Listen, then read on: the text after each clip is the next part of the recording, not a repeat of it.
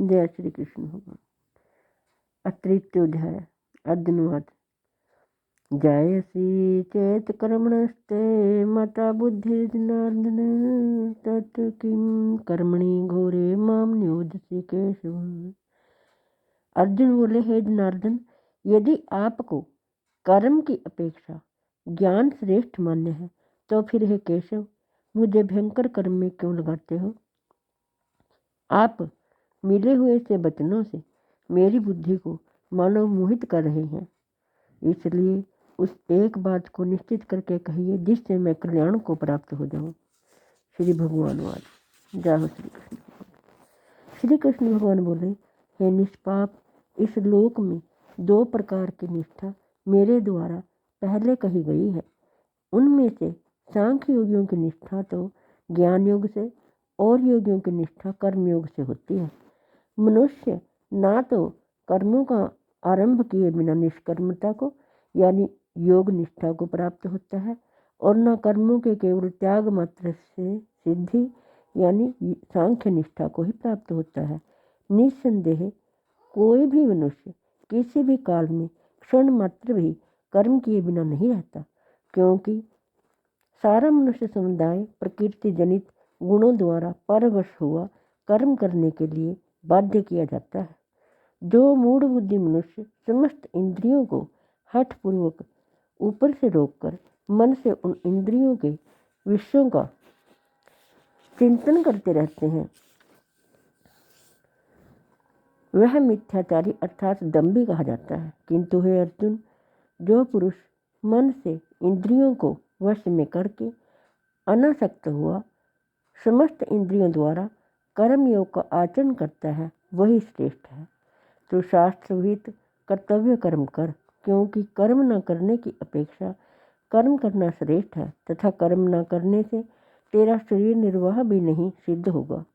यज्ञ के निमित्त किए जाने वाले कर्मों से अतिरिक्त दूसरे कर्मों में लगा हुआ ही यह मनुष्य समुदाय कर्मों से बंधता है। इसलिए हे अर्जुन, तू आसक्ति से रहित होकर उस यज्ञ के निमित्त ही भली भांति कर्तव्य कर्म कर। श्री कृष्ण भगवान कहते हैं, प्रजापति ब्रह्मा ने कल्प के आदि में यज्ञ सहित प्रजाओं को रचकर उनसे कहा कि तुम लोग इस यज्ञ के द्वारा वृद्धि को प्राप्त हो और यह यज्ञ तुम लोगों को इच्छित भोग प्रदान करने वाला हो। तुम लोग इस यज्ञ के द्वारा देवताओं को उन्नत करो और वे देवता तुम लोगों को उन्नत करें। इस प्रकार निस्वार्थ भाव से एक दूसरे को उन्नत करते हुए तुम लोग परम कल्याण को प्राप्त हो जाओगे। यज्ञ के द्वारा बढ़ाए हुए देवता तुम लोगों को बिना मांगे ही इच्छित भोग निश्चित ही देते रहेंगे। इस प्रकार उन देवताओं के द्वारा दिए हुए भोगों को जो पुरुष उनको बिना दिए स्वयं भोगता है, वह चोर ही है। यज्ञ से बचे हुए अन्न को खाने वाले श्रेष्ठ पुरुष सब पापों से मुक्त हो जाते हैं, और जो पापी लोग अपना शरीर पोषण करने के लिए ये अन्न पकाते हैं, वे तो पाप को ही खाते हैं। संपूर्ण प्राणी अन्न से उत्पन्न होते हैं। अन्न की उत्पत्ति वृष्टि से होती है, वृष्टि यज्ञ से होती है और यज्ञ विहित कर्मों से उत्पन्न होने वाला है। कर्म समुदाय को तू वेद से उत्पन्न और वेद को अविनाशी परमात्मा से उत्पन्न हुआ जान। इससे सिद्ध होता है कि सर्वव्यापी परम अक्षर परमात्मा सदा ही यज्ञ में प्रतिष्ठित है।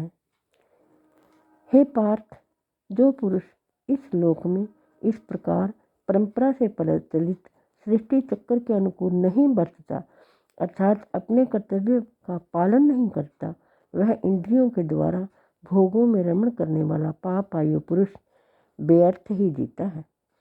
परंतु जो मनुष्य आत्मा में ही रमण करने वाला और आत्मा में ही तृप्त तथा आत्मा में ही संतुष्ट हो, उसके लिए कोई कर्तव्य नहीं है। उस महापुरुष का इस विश्व में ना तो कर्म करने से कोई प्रयोजन रहता है और न कर्मों के न करने से ही कोई प्रयोजन रहता है, तथा संपूर्ण प्राणियों में भी इसका किंचित मात्र भी स्वार्थ का संबंध नहीं रहता। इसलिए तू निरंतर आसक्ति से रहित होकर सदा कर्तव्य कर्म को भली भांति करता रहे, क्योंकि आसक्ति से रहित होकर कर्म करता हुआ मनुष्य परमात्मा को प्राप्त हो जाता है। जनक आदि ज्ञानी जन भी आसक्ति रहित कर्म द्वारा ही परम सिद्धि को प्राप्त हुए थे। इसलिए तथा लोक संग्रह को देखते हुए भी तू कर्म करने के ही योग्य है, अर्थात तुझे कर्म करना ही उचित है। श्रेष्ठ पुरुष जो जो आचरण करता है, अन्य पुरुष भी वैसा वैसा ही आचरण करते हैं।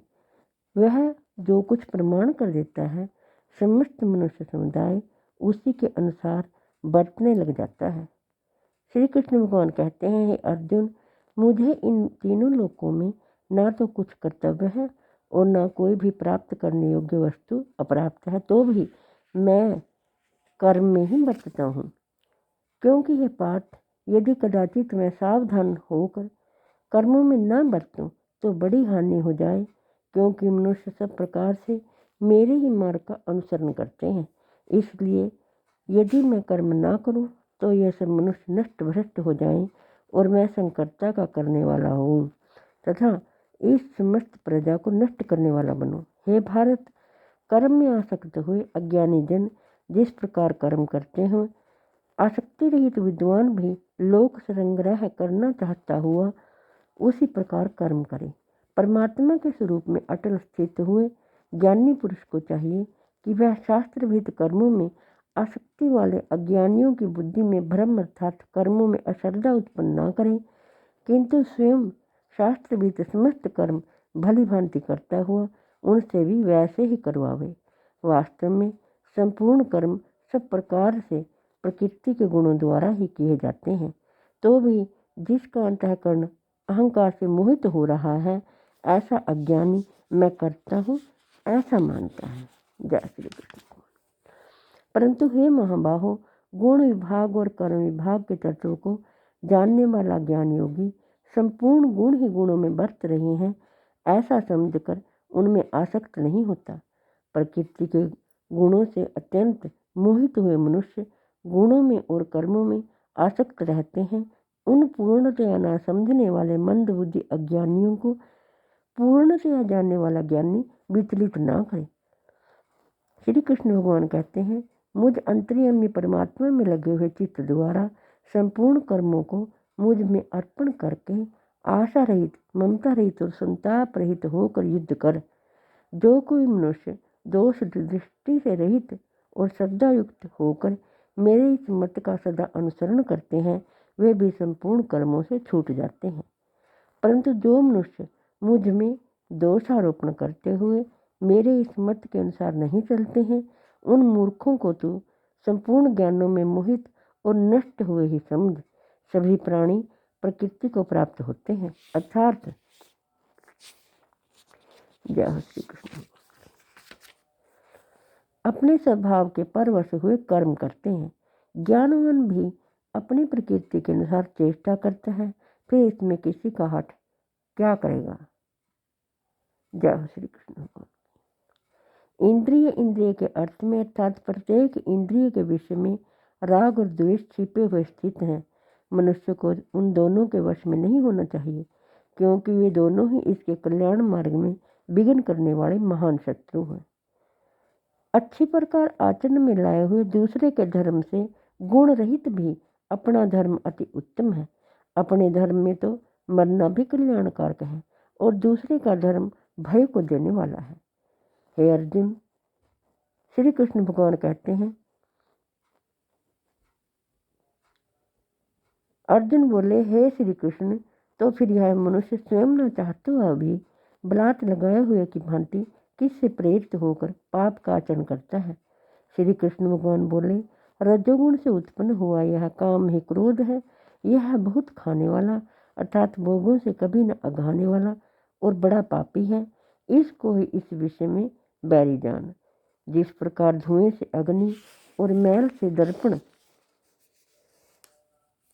ढका जाता है तथा जिस प्रकार जेठ से गर्भ ढका रहता है, वैसे ही उस काम के द्वारा यह ज्ञान ढका रहता है।